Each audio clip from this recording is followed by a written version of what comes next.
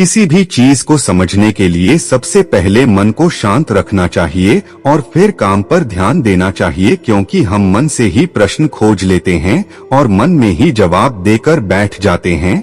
भगवान कृष्ण ने मन को शांत रखने के लिए दो चीजें बताई हैं। भगवद गीता में भगवान श्री कृष्ण कहते हैं, मन का बेचैन होना उसका स्वभाव है। हमारे मन को लगता है कि अगर वह अलग अलग बातों के बारे में सोचता रहेगा तो हमें आने वाली हर मुश्किल और मुसीबत से बचा लेगा, पर ऐसा होता नहीं है। हम अपने जीवन का काफी अधिक समय सोच विचार करके परेशान होने में निकाल देते हैं। भगवान श्री कृष्ण कहते हैं कि मन का यह स्वभाव बदलना मुश्किल जरूर है, असंभव नहीं। अच्छा, अब आप एक बात बताइए, क्या आप कौए को कह सकते हैं कि वो काम की आवाज ना करे, या फिर क्या आप किसी मेंढक को कह सकते हैं कि वह पानी देखते ही ऊंची छलांग ना मारे? हमारे मन का भी कुछ ऐसा ही है। जीवन में कुछ भी होता है, अच्छा या बुरा, हमारा मन उस पर काम करने लगता है।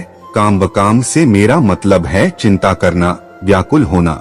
कोई बुरी बात होती भी नहीं है और मन परेशानी की ऊंची ऊंची लपटें लेने लगता है।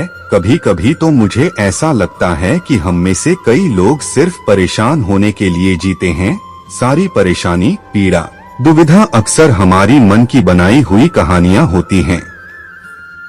नमस्कार मित्रों, ऑडियो को आगे सुनने से पहले आप सभी का हमारे YouTube चैनल राइट टू शिक्षा सुखचैन सिंह पर एक बार तहे दिल से स्वागत करता हूं और चैनल को सब्सक्राइब करना मत भूलना मित्रों। भगवान श्री कृष्ण हमें हमारे मन को शांत और स्थिर करने के लिए दो उपाय देते हैं। पहला, ध्यान लगाना या मेडिटेट करना। दूसरा, वैराग्य भाव सीखना।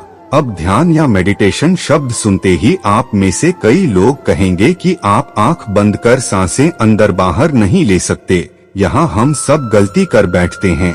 मेडिटेशन या ध्यान का मतलब सिर्फ आंख बंद कर बैठना नहीं होता।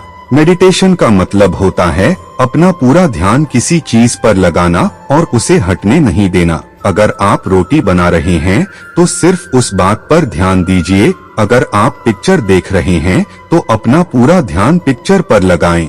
यह मत सोचिए कि पिक्चर देखकर आप अपना कितना वक्त बर्बाद कर रहे हैं।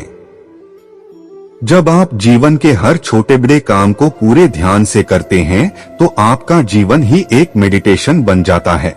ऐसे जीवन में शांति, स्थिरता, साहस और सफलता का होना अनिवार्य है।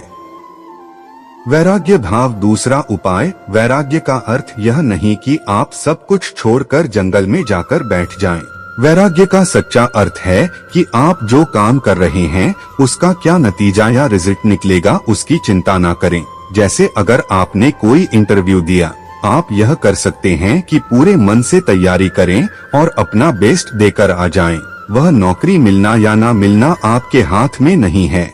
इस नतीजे के पीछे अलग अलग चीजें हैं जो आपके बिल्कुल कंट्रोल में नहीं। तो जिस चीज के बारे में आप कुछ कर नहीं सकते उसके बारे में चिंता भी ना करें। यही वैराग्य का सच्चा मतलब होता है और यही है भगवान श्री कृष्ण का दूसरा उपाय, मन को चिंता की लपटों से बचाने का। याद रखिए, आप पूरे के पूरे इंसान हैं, समझदारी, संयम और कुशलता से भरे इंसान। आपका मन जब भी कौए की तरह अलग अलग बातों पर आपको परेशान करने लगे तब अपने मन को भी प्यार से समझाइए और शांत कर लीजिए। बस अपने ऊपर विश्वास रखिए कि आप कभी अपना बुरा नहीं होने देंगे। आशा करता हूँ कि आपको मेरी बात समझ में आई होगी। धन्यवाद और कमेंट बॉक्स में जय श्री कृष्णा लिखना मत भूलना मित्रों।